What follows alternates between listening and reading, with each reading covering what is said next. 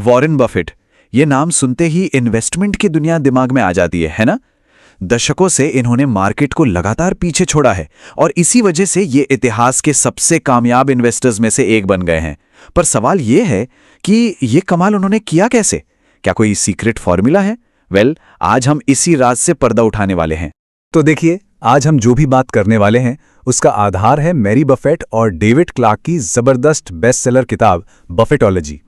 ये किताब असल में उन प्रिंसिपल्स को सामने लाती है जिन्हें खुद वॉरेन बफेट इस्तेमाल करते हैं। कह सकते हैं कि ये हमें उनके सोचने के तरीके की एक झलक देती है। तो फिर सबसे बड़ा सवाल यही है कि आखिर दुनिया के सबसे फेमस इन्वेस्टर के सीक्रेट्स हैं क्या? और देखिए, ये कोई मुश्किल मैथ्स या मार्केट को प्रिडिक्ट करने का खेल नहीं है। जैसा कि हम आगे देखेंगे, इसका असली राज छिपा है एक बहुत ही गहरी और डिसिप्लिन सोच में। तो चलिए शुरू करते हैं पहले और सबसे जरूरी राज से, और वो है अपनी सोच में एक बहुत बड़ा बदलाव लाना। ये सिर्फ स्टॉक खरीदने का मामला नहीं है, बल्कि ये किसी बिजनेस में हिस्सेदारी खरीदने के बारे में है। मतलब एक बिजनेस ओनर की तरह सोचना होगा। इसे कहते हैं बिजनेस पर्सपेक्टिव इन्वेस्टिंग। इसका मतलब क्या है? सीधा सा मतलब है कि स्टॉक को सिर्फ एक कागज का टुकड़ा मत समझिए जो ऊपर नीचे होता रहता है। नहीं, इसे एक असली बिजनेस में अपनी हिस्सेदारी के तौर पर देखिए। सारा फोकस कंपनी की लॉन्ग टर्म कमाई की ताकत पर होना चाहिए, ना कि मार्केट के रोज रोज के ड्रामा पर। अब देखिए, इन दोनों माइंडसेट में जमीन आसमान का फर्क है। एक बिजनेस ओनर क्या पूछता है? वो पूछता है, क्या ये एक ऐसी शानदार कंपनी है जिसे मैं सालों साल अपने पास रखना चाहूंगा? वहीं दूसरी तरफ एक ट्रेडर क्या पूछता है, क्या कल इसका भाव बढ़ेगा? बफेट हमेशा हमेशा पहली वाली सोच के साथ चलते हैं। ठीक है, तो अगर किसी ने बिजनेस ओनर की तरह सोचना शुरू कर दिया तो अगला सवाल क्या होगा? यही कि भाई किस तरह का बिजनेस खरीदना चाहिए। और बस यहीं से बफेट के फॉर्मूले का दूसरा हिस्सा शुरू होता है, यानी एक्सेलेंस की तलाश। गोल ये है कि एक ऐसा शानदार बिजनेस ढूंढा जाए जिसका कंज्यूमर मोनोपोली हो। मतलब एक ऐसा बिजनेस जिसका ब्रांड या प्रोडक्ट इतना मजबूत हो कि कोई दूसरा आसानी से उसका मुकाबला ही ना कर पाए। जरा उन कंपनियों के बारे में सोचिए जिनके प्रोडक्ट्स लोग बिना कुछ सोचे समझे आंख बंद करके खरीद लेते हैं।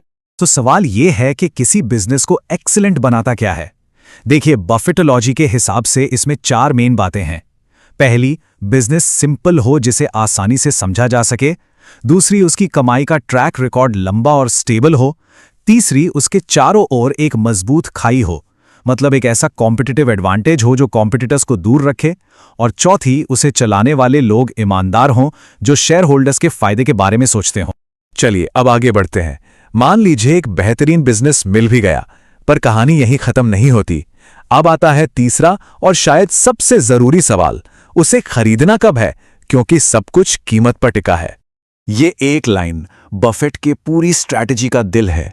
सोचिए, एक शानदार से शानदार कंपनी भी अगर बहुत ज्यादा महंगी खरीद ली तो वो एक बुरा इन्वेस्टमेंट बन सकती है। जो कीमत कोई चुकाता है वही तय करती है कि प्रॉफिट कितना होगा। तो स्ट्रैटेजी क्या है? पहले किसी बिजनेस की असली यानी इंट्रिंसिक वैल्यू का पता लगाओ और फिर सब्र के साथ इंतजार करो। इंतजार उस मौके का जब मार्केट उसे एक बड़े डिस्काउंट पर खरीदने का मौका दे।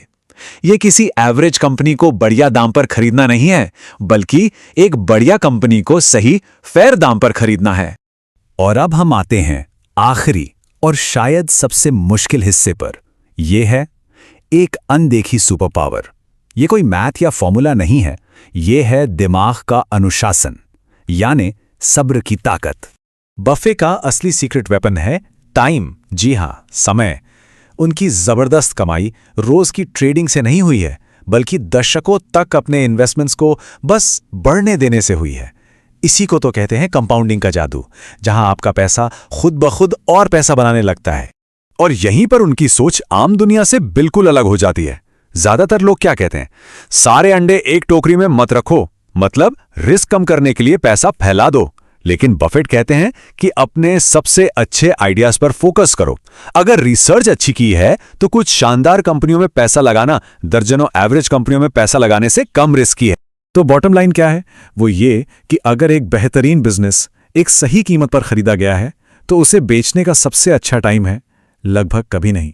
जब तक उस कंपनी की बुनियाद मजबूत है, उसे अपने पास रखिए और कंपाउंडिंग को अपना जादू करने दीजिए। तो चलिए इस पूरी बातचीत को हम एक सवाल के साथ खत्म करते हैं। जरा सोचिए, अगर अगले 20 सालों के लिए सिर्फ एक कंपनी खरीदनी हो तो उसमें क्या क्या देखा जाएगा? असल में ये एक सवाल बफेट की पूरी इन्वेस्टिंग फिलॉसफी का निचोड़ है। लंबा सोचो, एक मालिक की तरह सोचो और क्वालिटी को हमेशा सबसे ऊपर रखो।